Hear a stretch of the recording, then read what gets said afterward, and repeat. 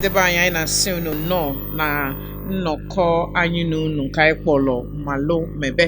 Unu ma na MALUMEBE na-abịagide unu na Anambra Broadcasting Service, Radio FM, Heartbeat of the East. Aha m bụ Nneka Ekwunife. Ama m nunu ya na-echekwa unu n'ọnụ Michelle anọrọ ebe a. O nwere ebe Michelle jebe ịmago ọ bụrụ ndị oyibo fasị na duty calls. O nwere ebe ọzọ ọ nọ ịmago maka ọlụ, mana nsogbu adịrị ya. Onwe ndị mụ na fa nọ ebe a maka onwe ife anyị ji n'aka wee bịa na nke tata. Ịma na this week ebidogo all the nurses week. So ndị nurse ka enwere week ife anyị mago ha na-eme celebration. Anyị wee sị ka anyị na fa nọlụ tata ka ha wee ịmagofo ka anyị na-ebesi anya n'ụfọdụ ifega. Ọ bụrụ na ị mara maka ndị nurse or the nursing profession, ohere dị maka iji wee mee nka na ụbọchị taa. Anyị wee na-asị unu nnọọ unu maka esi eme n'odobe igwe okwu unu nso.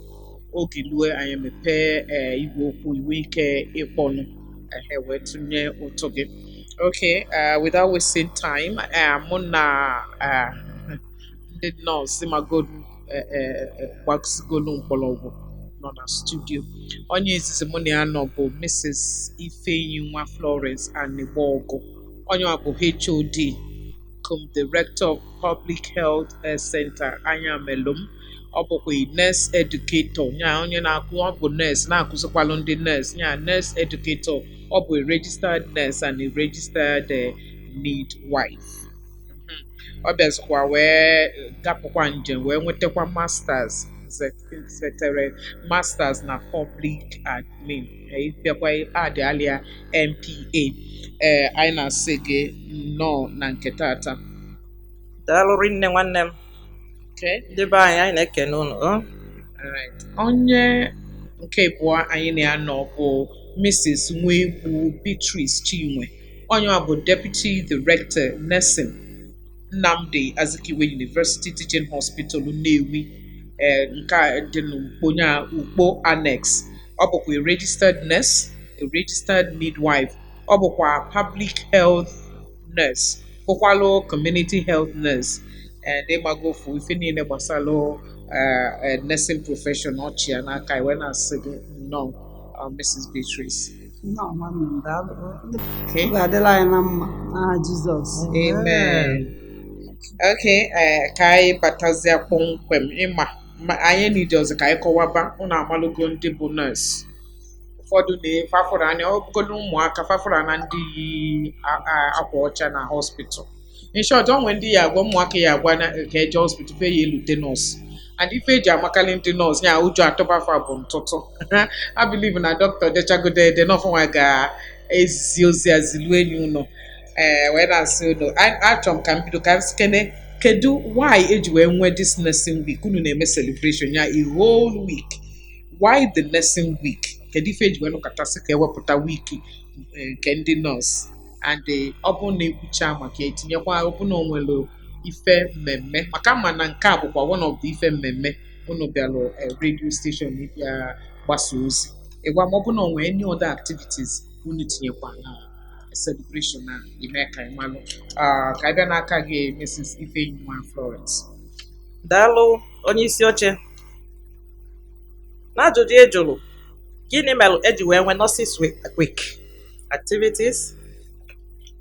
Ife wetalụ eji wele enwe disi mmemme a na-eme ofu izu ụka iji cheta nurses bụ na mbụ na ICN, the International Council of Nurses, in 1965 wepụtara ya ka e wee na-echeta ọmụmụ onye wubelu ntọala modern nursing bụ Florence Nightingale. Amụrụ ya na 12th May 1820 na Italy. And onye nwa bidoro ọsọ a ndị nurses anyị wee pụtaba ndị na-afụ maka arụ ike. So wee mee ya that na na-celebrate ya every year. Today, 27 million nurses all over the world are celebrating nurses.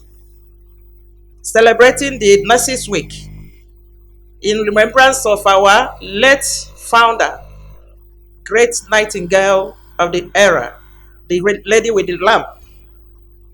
So no nyanwa be female eji wele celebrate here, and then they every year. This year from 9th May to 15th May, ka eji wele eme ncheta ọmụmụ ya. You knew she died in 1910, 13th August na London. Mana still a na-echeta ya maka na ọ bụrụ ife dị izi. Mmadụ ime ka enwee such a wonderful professional association and vocation.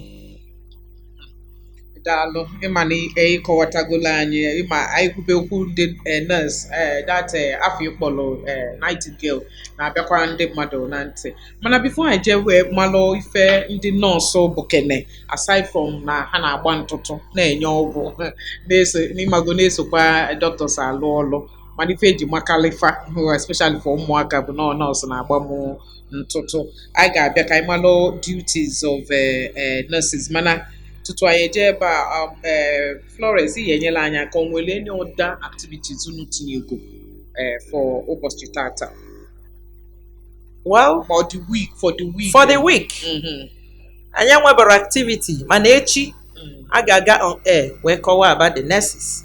Activity enwe now bụ na Abuja ka a na-eme conference. So last year anyị nwere full activities mee award mana this week tomorrow abịa on air. Then after the activity on air now tomorrow I'm on Abuja na-eme conference right now. Okay. Yeah, our officials are there. Okay. So tomorrow a ga-anọkwa na air kwakwa maka this nurses week. Okay. And then abatazi Abuja onwezi ife anyị nwere emetọpịa before the end of the week of the celebration. Thank you. Mrs. Beatrice ka anyị bịazie n'ebe ị nọ what are the duties kedu ọlụ nka na ọlụ dị elu ndị nọọsụ ihe eji wee malụfa aside from ntụtụ awa a na-agwa nke ọlụ ọzọ Daalụ nwanne m ajụjụ eju ife jụrụ amaka because na nursing as a profession m ga-asị na bụ largest profession in the healthcare system. And before zaba ajụjụ a achọrọ m ịgwagodo ikwu who is a nurse because most of the time nurses we don't know who is who. So a nurse bụ somebody according to the International Council of Nurses onye ga-go complete a program in nursing, a particular program in nursing that can last for some years, some 3 years as the case may be, then 5 years for a graduate nurse. And such a person mgbe ọ gụsịrị apụta anyị nwere ole na ọ ga-pass all the professional examinations o kwesịrị ịnọ na pass ya afa ncha, and at the end of the day the person is registered with the council and licensed to practice. Such a person is na-agba a nurse. Because afọkwa m na ife unu denye your designation unu bụcha RN registered nurse, RM registered midwife, so ọ dịgo na ọ bụ na fa emecha dị qualified fa yi register with the council, with the council of Nigeria. Country ọbụla nwere their own registering body. So our own is not the Midwifery Council of Nigeria. You get registered, then you will be licensed. Open a new license, you cannot practice as a nurse. Then duties of a nurse. A nurse have 5 major key duties. I will start by saying that a nurse is a manager. And about a manager. A nurse is a counselor. A nurse is a patient advocate. A nurse is a teacher. A nurse is an educator. Now, a nurse as a manager. A nurse, a caregiver. That is onye na-enyelu patients ndị arụ adịrọ aka kpọkwasọ ndị arụ adịrọ even onye arụ dị both in well and in sick conditions, because like we said, people with physical needs, people with emotional needs, people with other needs. So a nurse, being a nurse, etu ansi wee kwubugie na in a position to help out with the physical problems of clients or people she meets on daily basis, or they help in emotional, problems of people. Because why I mention this specifically, this emotional problem, but most of the time, patients like we in the hospital, patients who come into the hospital, you think they are coming with a physical problem, not knowing how well underlying emotional problems. So when you are a nurse, as one of your duties now is to probe, you need to find out that emotional problem with that patient and take care of it. example, when mgbe was in a hospital, somebody came with hypertension. Despite treatment a na-enye, the BP a na-alị, not until na-eprobe, we have what we call care plan, where you monitor and assess your patients and evaluate your patients, the effectiveness of your services to your patients. Mgbe a bịazi na probe family history and the rest of them, you find out that na ọgwụ a na-enye ya abụrọ the main thing. No, nwere some emotional underlying causes of that hypertension, which is family challenges. And now mgbe anyị bidoro as counselors, we begin to counsel and do other things, visit them, invite their relatives. Akwa mgbe anyị mee ha ka anyị bidoro nwewe good result. Mee na anyị merie BP gbada. Suppose if ọ na-aṅụ ọgwụ kwa ụtụtụ, the BP is still high. Started that the blood pressure came down. Okay. Then a nurse, like I said, as I've said as a counselor, a nurse is a patient advocate. I am about the voice to lead, just as the team implies. Yes, you're coming. Because even in a hospital, the first moment of encounter when you come into the hospital is the nurse that you meet. And I want to emphasize at this juncture that Imago and the man with that biased mind or ideas that any female person in the hospital is a nurse. So most of the time is not the case. Now, if at a hospital, when you meet that trained nurse and skilled nurse, like I mentioned earlier, if you the first encounter with that person, that moment of encounter will bring down your problem and challenges. Okay. That is what it is. Being a nurse, you have the duty of anybody but I know no welfare. You must know how to handle the patient emotionally, psychologically, socially, and otherwise. And the patient, even without seeing doctors, you got further for the treatment. If you are condition here, the will improve to some extent. Okay. Like I said, a nurse also is patient advocate, like I said, voice to lead. Now they put our patients. We are always at the patient's disposal. Even in a hospital, nurses go down on a patient 24 hours. What any unit of the working team, the healthcare system that stays with the patients and the nurses, we are always at their disposal. So you find out now when that is when you discover all their problems. You know, 24 hours. In the night, with them. During the day, with them. So they are now free to discuss any of their challenges and problems with you. And it will help you. Okay, the line of care you take for that patient. Oh, you help you speak for the patient. Like in the hospitals in the world, like the doctors will come around. But now every patient, I'm giving examples. Some patients will just keep quiet and be looking at them. Come here, because some are not able to advocate. Gịnị akpachabugo le mara ihe na-eme so na anyị nwaka ọ dịzị ịkọrọ doctor ikpezie na that patient and it will help in the team care of these patients. The nurses also, like I said, they are managers. Nurses are managers. They manage the hospital resources. They manage everything. But for a hospital, like the economic crunch, I know most of the hospitals find out that you don't even have anything working to. You don't have things to work with. Most of the time they ask, do improvise. If you are not a manager, you cannot improvise. So if that we manage the resources, we can do anything to make sure that we render skilled and effective services to our patients.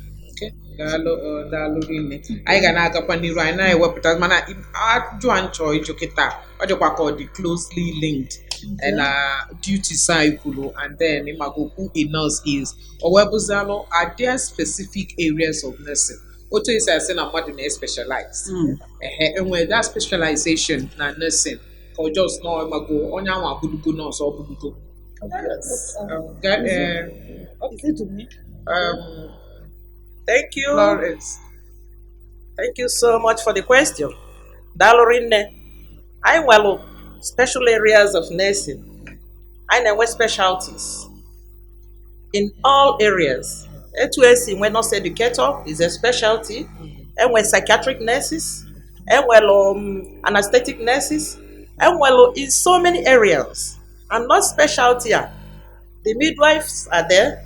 Now for my they handle the gynae and obstetric aspect of medical care. And a lot of areas of specialties I want. She's a public health nurse, she's a specialty. She's a community health nurse, is a specialty. So we have so many specialties in nursing, and it helps us a lot with diversify our care. We have ophthalmic nurses. fanwa gafu ihe niile a gafu not at the disposal of the clients or the patients. Because him are the other care medical professionals we are working with, they just come and go. But we are there by the side of the clients or patients 247 to render the medical care. And without the nurses being specialized in those areas, they cannot perfect in the job. Okay. That's why we build trust. Daalụ rinne Okay. Florence ana m abịa ka m gwa gị so Okay. that ị na-ekwuzi ka ịbanyekwe na nke a chọrọ ịjụ ikwulu who a nurse is ma training ma ịmago requirement wee na-ajụ ife dịka arụ one ka onye ahụ nwee ike ịnọ maybe because na nwee ike onwe ndị na-eke they want to take on the profession. Yes. Arụ naanị kafa ga-anụ na ask what are the requirements onwelu stages like ịmago like n'ọrụ oyibo ụfọdụ anụ katasị na ha jelu course go to better, go the advanced, the get qualification and get advanced. Also to a wedding and nursing profession. And can get so okay where by All the way to our nursing profession. Thank you very much for that question. Because a lot of people go to nursing profession for a very critical profession. All anybody can do. So based on that, I have requirements to enter into a nursing school. Like I said, before you become a nurse, a trained nurse, you have to go to a nursing school, do a program. We got a nursing that lasts for 3 years. Okay. Then we have a basic midwifery that lasts for now it's 3 years, right? Yeah. Before it was 2 years, now it's 3 years. Then I will be graduate nurse. That's when you do nursing in a university.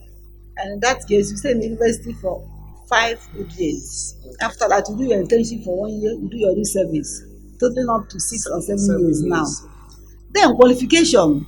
I know say if any na I get me for that now you cannot do this thing without being a qualified person. You have to get good qualifications. For instance, anybody show him nursing, he get me good, he got science inclined somebody. In the sense, he got boy gave me an science subjects in secondary school. After that, you take your WAEC. At the end of your WAEC, you must have to credit all the 3 science subjects: chemistry, physics, biology. Plus English and mathematics, they have to be there. And additional any other thing has to be there. So anybody that get into nursing school, they make the correct qualification. Now, enwere exam a na-akpọ TEDRO exam, which is organized by the state government. So exam a etinyekwu ya inene pass anya. Then now your name will be sent because different schools, when you fill the form, you make your choice of school of nursing choice. The general exam, when you pass, they will now send your name to the respective individual school if it is your first choice. Individual school organize another exam. Before the exam and for the ordinary CBT test for you to select the best ones. So open a pass when you are now accepted as a student nurse. And in that case, you're not very sensitive because I always tell people in nursing, in medical services, we deal with life, right? Or like any other thing. Yes. If you make any mistake, life goes. So in that case, I'm not saying now, if that now they make 6 months probational course. Oh, it's okay. Yes. At the end of that 6 months, that is when if you pass, then you continue. If you fail, that's fell and fell out. Nursing is a very serious profession. So after that 6 months, when passes after the 6 months probational, you now continue to do for the 3 years.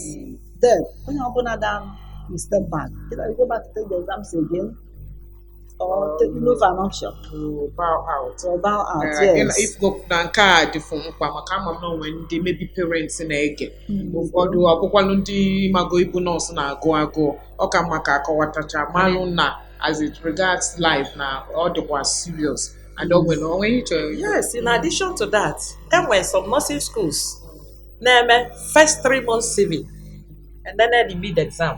Okay. Exactly, we see if we go do then survival of the fittest ka na-eme.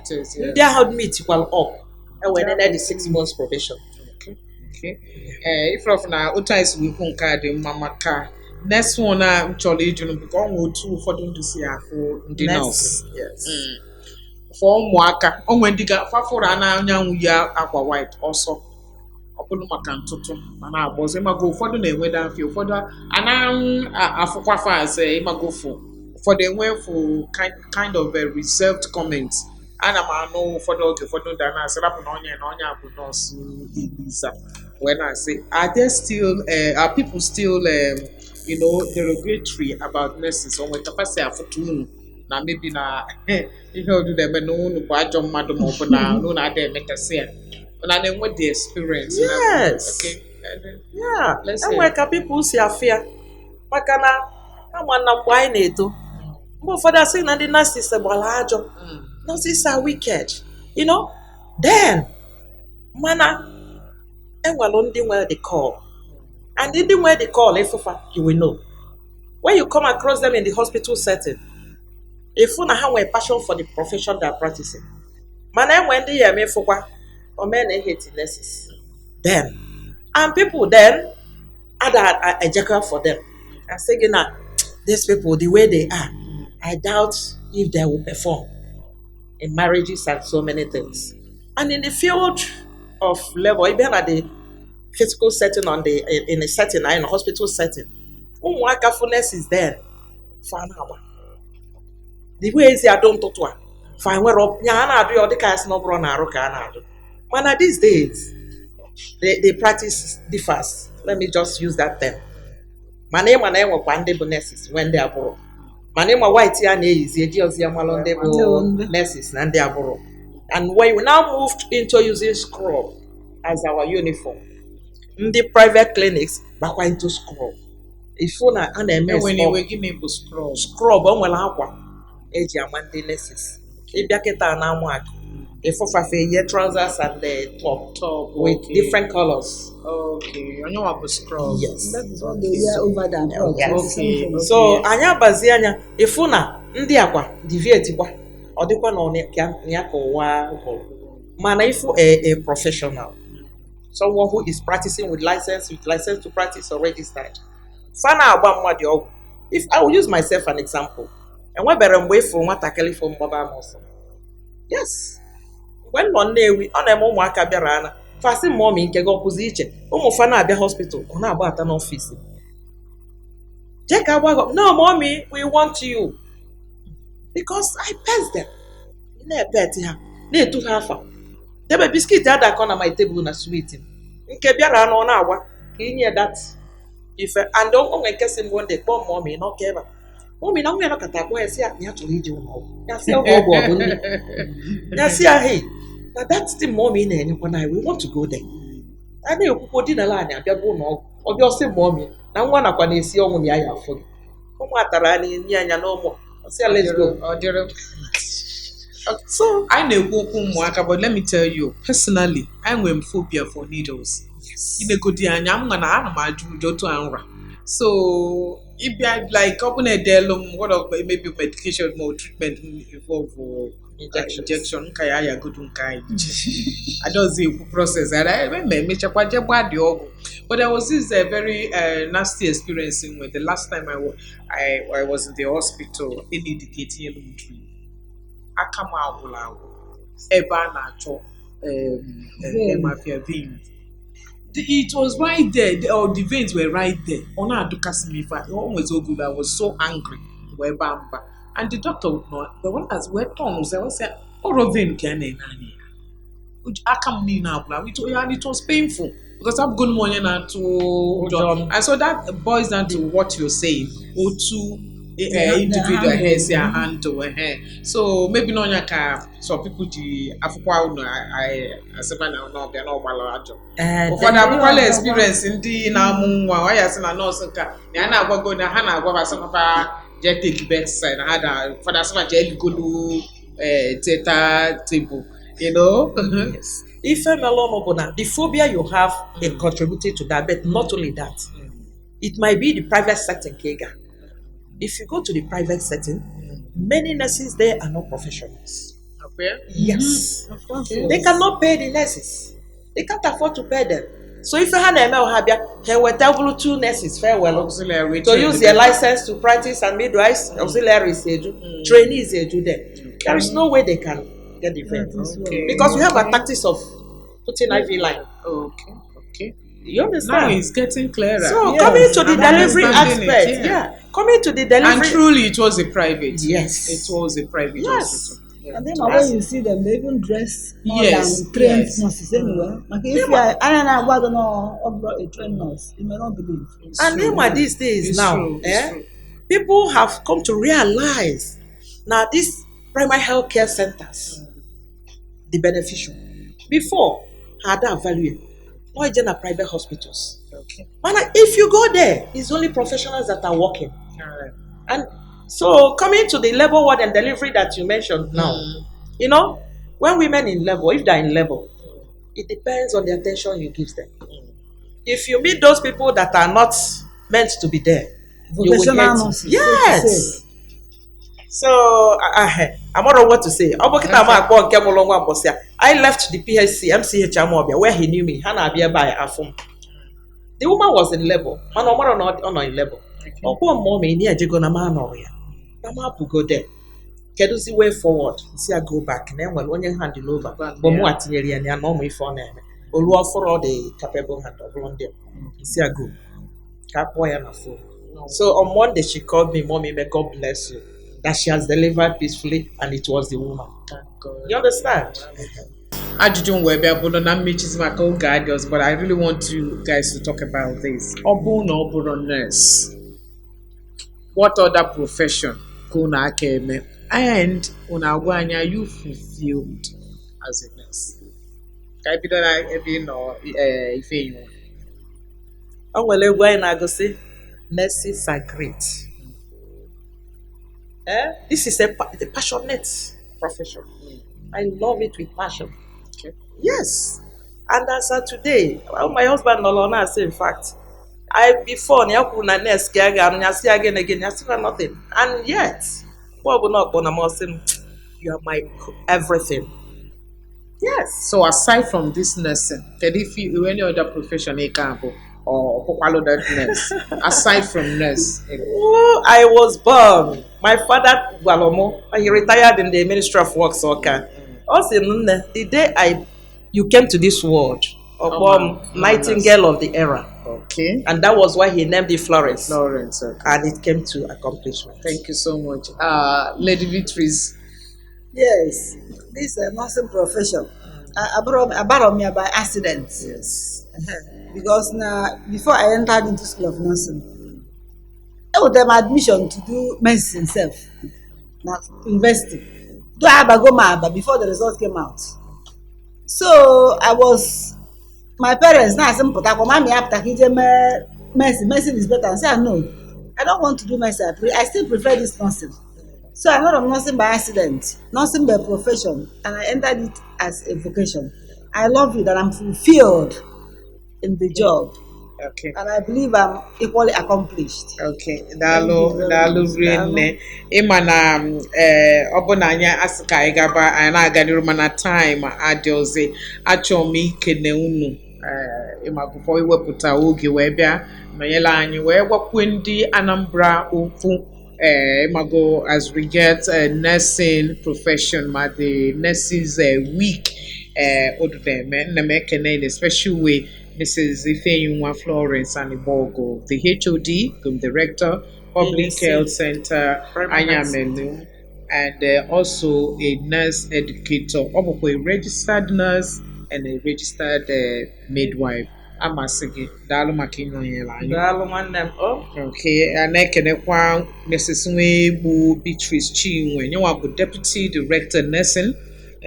Nnamdi Azikiwe University Teaching Hospital Nnewi nya Ukpo Access nya channel nka ọ bụkwa a public health nurse, community health nurse ọ nwekwa nzere na ahịmago ma health education ma the nursing itself anyị na-asị gị daalụ maka ịnọnyere anyị wee na-ekene ndị nurse niile wee na-asị fa happy week and ma team fa anyị meluso ikwu no team fat for this year bụ a voice to lead, invest in nursing and respect rights to secure global health. Yeah, global nke ụwa niile. I wee na-asị unu daalụ. Ndị niile kpọọ ọnụ ma ndị nọnyere anyị taata anyị na-asị unu daalụ. Next week, Wednesday ọzọ, Malumebe ga-abịa and hopefully Michelle Onugolu ga-anọkwa ebe a wee na-asị unu daalụ nọ abụ m Nneka Ekwunife ka ọ dị